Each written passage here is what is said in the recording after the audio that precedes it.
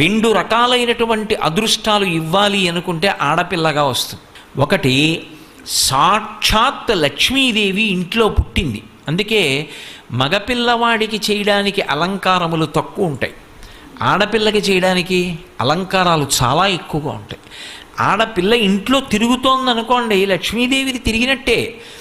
ఒకటి, ఆ పిల్ల పుట్టిన వేళ, ఆ పిల్ల తిరిగిన వేళ సాక్షాత్ లక్ష్మీదేవి ఇంటికి వచ్చిందని గుర్తు.